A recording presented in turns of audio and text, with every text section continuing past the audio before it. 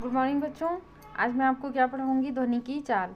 बरसात के दिनों में बादलों की गड़गड़ाहट और बिजली की चमक दिखी है। ठीक है, तो बादलों की गड़गड़ाहट और बिजली की चमक एक साथ उत्पन्न होती है, लेकिन हमें पहले बिजली दिखाई देती है और बाद में गर्जना सुनाई देती है। ऐसा क्यों होता है? क्योंकि प्रकाश का जो वेग होता है ध्वनि के वेग से बहुत ज़्यादा होता है, वो हमारी आँखों तक पहले पहुँचता है। प्रकाश का वेग क्या होता है? 30 करोड़ मीटर प्रति सेकेंड और ध्वनि का वेग 0 अंश सेल्सियस पर 232 मीटर प्रति सेकेंड तथा 20 अंश सेल्सियस पर 340 मीटर प्रति सेकेंड है। मतलब प्रकाश का वेग जो है बहुत ज़्यादा, बहुत गुना अधिक क्या है, ध्वनि के वेग से ज़्यादा होने के कारण प्रकाश हमको पहले दिखाई देती है और बाद में हमको गर्जना सुनाई देती है। ठीक है, क्योंकि ध्वनि का वेग प्रकाश से कम होता है। अब है ध्वनि के गुण। ध्वनि के गुण: तीव्र और मंद ध्वनि। तीव्र और देखो, ध्वनि की तीव्रता कंपन के आयाम पर निर्भर करती है। आयाम में पढ़ा चुकी हूँ। जबकि आयाम के कंपन तीव्र ध्वनि अधिक आयाम के कंपन तीव्र ध्वनि उत्पन्न करते हैं और कम आयाम के कंपन मंद ध्वनि उत्पन्न करते हैं। जब किसी वस्तु को जोर से ठोका जाता है तो वह वस्तु अधिक आयाम से कंपन करती है और अधिक आवाज़ उत्पन्न करती है। ठीक है, समझ में आया? जिसमें आयाम अधिक होगा उसकी ध्वनि भी तीव्र होगी। दूसरा है मोटी और पतली ध्वनि। ये आवृत्ति पर निर्भर कर सकता है ना। सभी को ज्ञात है कि भारतीय संगीत में 7 सुर होते हैं: सा रे ग म प ध नि।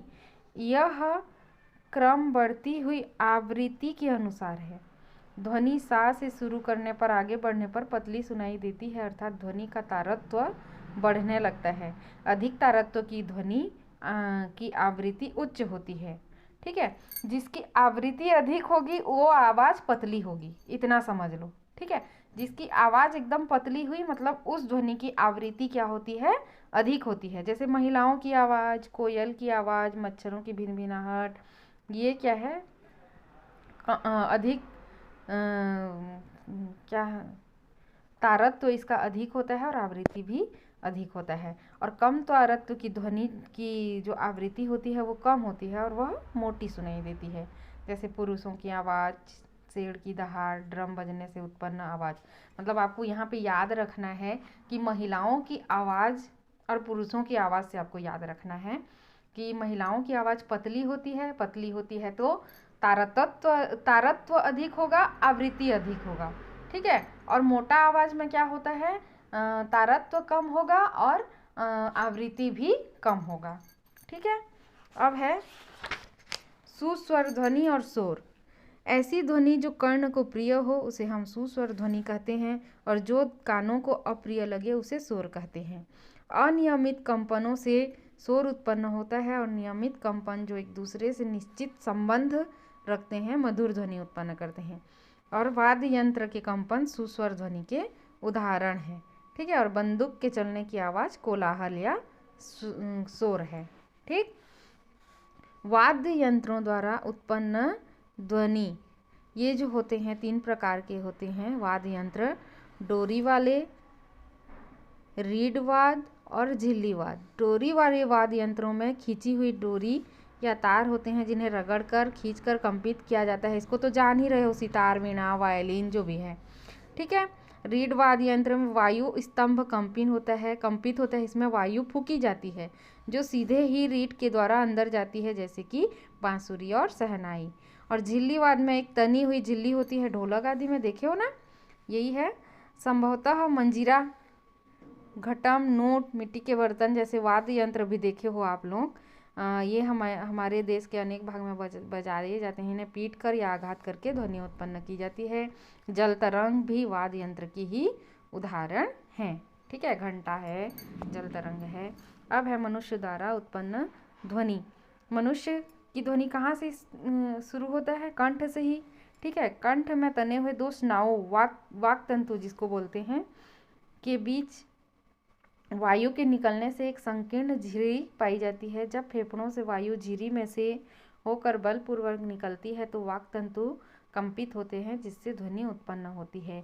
वाक तंतुओं से जुड़ी मांसपेशी स्नायुओं पर अपना खिंचाव बढ़ा या घटा सकती है। मतलब हमारे कंठ में जो भी वाक तंतु हैं उसी के कारण हमारी आवाज़ निकलती है। ठीक है।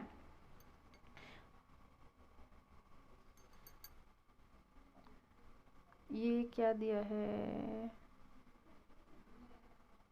हमारे वाक तंतु किस प्रकार की ध्वनि उत्पन्न करते हैं। तनी हुई रबड़ की पट्टियों के बीच से हवा फूंकी जाती है तो ध्वनि उत्पन्न होती है।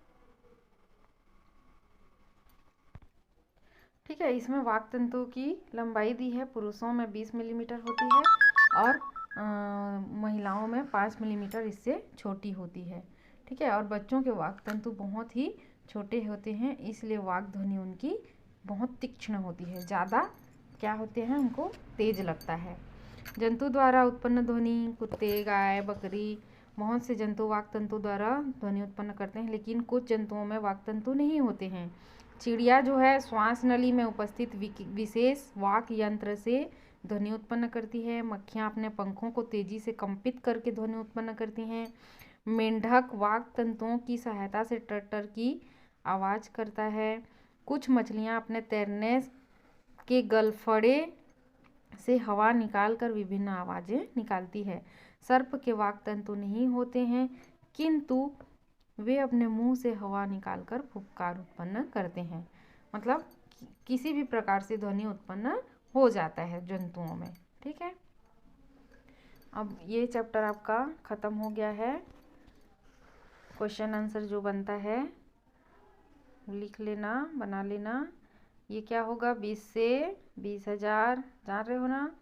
आवृत्ति बढ़ने से तारत्व बढ़ता है, आवृत्ति के बढ़ने से तारत्व बढ़ेगा। स्पष्ट प्रतिध्वनि सुनने के लिए न्यूनतम दूरी कितना है, 17। ध्वनि संचरण संभव नहीं है निर्वात में। ठीक है। बाकी को आप लोग लिख लेना अच्छे से।